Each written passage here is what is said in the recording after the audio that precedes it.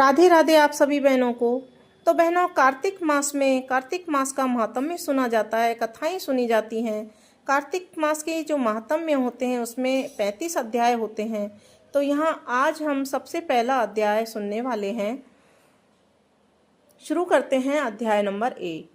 मैं सिमरु माता शारदे बैठे जिव्याय, कार्तिक मास की कथा लिखे कमल हर्षाय।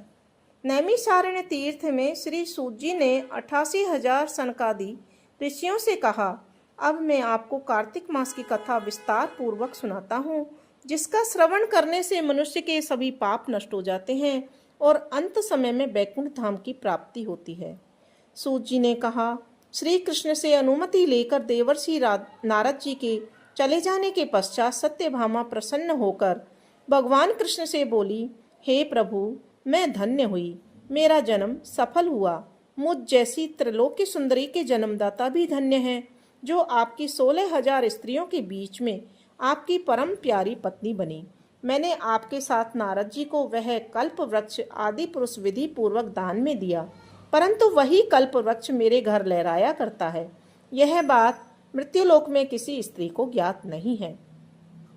हे त्रिलोकीनाथ, मैं आपसे कुछ पूछने की इच्छुक हूँ। आप मुझे कृपया कार्तिक महात्म्य की कथा विस्तार पूर्वक सुनाइए, जिसको सुनकर मेरा हित हो और जिसके करने से कल्प पर्यंत भी आप मुझसे विमुख ना हो। सूत जी आगे बोले, सत्यभामा के ऐसे वचन सुनकर श्री कृष्ण ने हंसते हुए सत्यभामा का हाथ पकड़ा और अपने सेवकों को वहीं रुकने के लिए कहकर विलास युक्त अपनी पत्नी को कल्प वृक्ष के नीचे ले गए। फिर हंसकर बोले, हे प्रिय, 16,000 रानियों में से तुम मुझे प्राणों के समान प्यारी हो। तुम्हारे लिए मैंने इंद्र और देवताओं से विरोध किया था। हे कांते, जो बात तुमने मुझसे पूछी है उसे सुनो। एक दिन मैंने तुम्हारी इच्छा पूर्ति के लिए गरुड़ पर सवार होकर इंद्रलोक जाकर कल्प वृक्ष मांगा। इंद्र द्वारा मना किए जाने पर इंद्र एवं गरुड़ में घोर संग्राम हुआ और गोलोक में भी गरुड़ जी ने गोओं से युद्ध किया।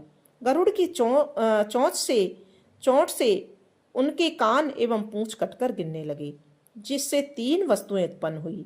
कान से तंबाकू, पूंछ से गोभी और रक्त से मेहंदी बनी। इन तीनों का प्रयोग करने वाले को मोक्ष नहीं मिलता। तब कौओं ने भी क्रोधित होकर गरुड़ पर वार किया, जिससे उनके 3 पंख टूटकर गिर गए। इनके पहले पंख से नीलकंठ, दूसरे से मोर और तीसरे से चकवा चकवी उत्पन्न हुए। हे प्रिय, इन तीनों का दर्शन करने मात्र से ही शुभ फल की प्राप्ति होती है। यह सुनकर सत्यभामा ने कहा, हे प्रभु, कृपया मुझे मेरे पूर्व जन्मों के विषय में बताइए कि मैंने पूर्व जन्म में कौन कौन से दान, व्रत व जप नहीं किए हैं। मेरा स्वभाव कैसा था, मेरे जन्मदाता कौन थे और मुझे मृत्युलोक में जन्म क्यों लेना पड़ा। मैंने ऐसा कौन सा पुण्य कर्म किया था जिससे मैं आपकी अर्धांगिनी हुई। श्री कृष्ण ने कहा, हे प्रिय, अब मैं तुम्हारे द्वारा पूर्व जन्म में किए गए पुण्य कर्मों को विस्तार पूर्वक कहता हूँ, उसे सुनो। पूर्व समय में सतयुग के अंत में मायापुरी में अत्रि गोत्र में वेद वेदांत का ज्ञाता और देव शर्मा नामक एक ब्राह्मण निवास करता था। वह प्रतिदिन अतिथियों की सेवा, हवन और सूर्य भगवान का पूजन किया करता था। वह सूर्य के समान तेजस्वी था। वृद्धावस्था भी में उसे एक गुणवती नामक कन्या की प्राप्ति हुई। उस पुत्रहीन ब्राह्मण ने अपनी कन्या का विवाह अपने ही चंद्र नामक शिष्य के साथ कर दिया। वह चंद्र को अपने पुत्र के समान मानता था और चंद्र भी उसे अपने पिता की भांति सम्मान देता था।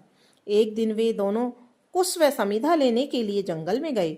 जब वे हिमालय की तलहटी में भ्रमण कर रहे थे, तब उन्हें एक राक्षस आता हुआ दिखाई दिया। उस राक्षस को देखकर भय के कारण उनके अंग शिथिल हो गए। वे वहां से भागने में भी असमर्थ हो गए। तब उस काल के समान राक्षस ने उन दोनों को मार डाला। चूंकि वे धर्मात्मा थे, इसलिए मेरे पार्षद उन्हें मेरे बैकुंठ धाम में मेरे पास ले आए। उन दोनों द्वारा आजीवन सूर्य भगवान की पूजा किए जाने के कारण मैं दोनों पर अति प्रसन्न हुआ। गणेश जी, शिव जी, सूर्य व देवी, इन सबकी पूजा करने वाले मनुष्य को स्वर्ग की प्राप्ति होती है।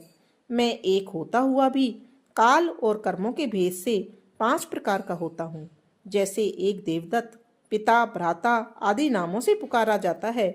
जब वे दोनों विमान पर आरूढ़ होकर सूर्य के समान तेजस्वी रूपवान चंदन की माला धारण किए हुए मेरे भवन में आए तो वे दिव्य भोगों को भोगने लगे।